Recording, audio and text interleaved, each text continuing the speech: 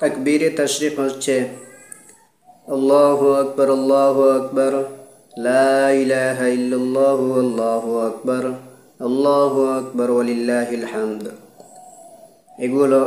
এটার নাম হলো তাকবীরে তাশরিক। নির্দিষ্ট 5 দিনে এই তাকবীর দিতে হয়, এই কারণে এটার নাম হলো তাকবীরে তাশরিক।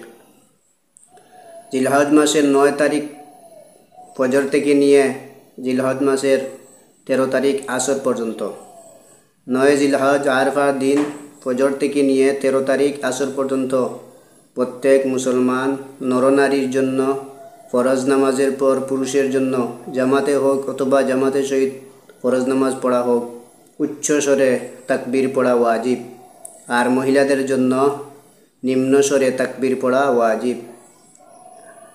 আর জুমার দিনও যদি মধ্যখানে আসে এই 5 দিনের মধ্যে, তাহলে জুমার নামাজের ফরজ নামাজের পরেও তাকবীর উচ্চ স্বরে উচ্চ আওয়াজে দেওয়া প্রত্যেক মুসলমান পুরুষের জন্য ওয়াজিব, আর মহিলাদের জন্য নিম্ন স্বরে দেওয়া ওয়াজিব 5 ওয়াক্তের ফরজ নামাজের পরে।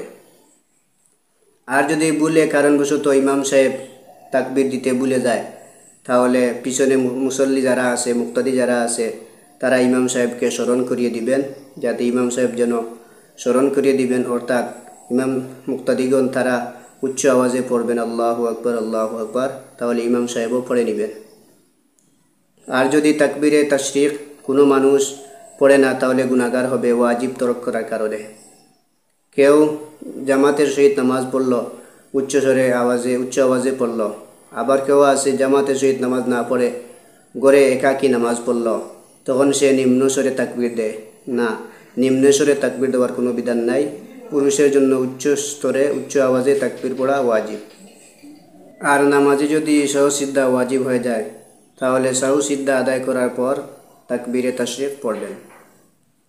ইমাম সাহেব যদি ভুলবশত ফরজ নামাজের পর তাকবীরে তাশরিক পড়তে না পারেন, এমত অবস্থায় যদি নামাজ পড়ে শেষ করে যায় আর মসজিদের ভিতরে থাকে, এমত অবস্থায় যদি স্মরণ হয়ে যায়, তাহলে তাকবীরে তাশরিক পড়লে আদায় হয়ে যাবে।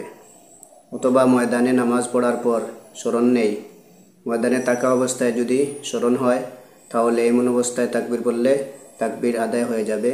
আর যদি তাকবীর পড়ে না, তাহলে অন্যথায় ওয়াজিব আদায় হবে না। বিতির নামাজের পর তাকবীরে তাশরিক ওয়াজিব হবে না। নফল নামাজের পর তাকবীরে তাশরিক ওয়াজিব হবে না। শুধুমাত্র 5 ওয়াক্তের ফরজ নামাজের পর তাকবীরে তাশরিক ওয়াজিব। শুধুমাত্র 5 ওয়াক্তের ফরজ নামাজের পর এই তাকবীরে তাশরিক পড়া প্রত্যেক পুরুষের জন্য উচ্চ স্বরে ওয়াজিব, মহিলাদের জন্য নিম্ন স্বরে পড়া ওয়াজিব। আর মাসবুকের জন্য তাকবীরে তাশরিক পড়া ওয়াজিব। যিনি 1 রাকাত নামাজ ইমামের সাথে পান নাই অথবা 2 রাকাত পান নাই, ওনাকে মাসবুক বলে।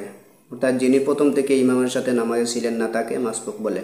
পরবর্তীতে জামাতের সহিত শরিক হয়েছেন, ইমাম সাহেবের সাথে শরিক হয়েছেন, তাকে মাসবুক বলে। এই মাসবুকের জন্য তাকবীরে তাশরিক পড়া ওয়াজিব। সালাম ফেরানোর পর তাকবীরে তাশরিক পড়া ওয়াজিব।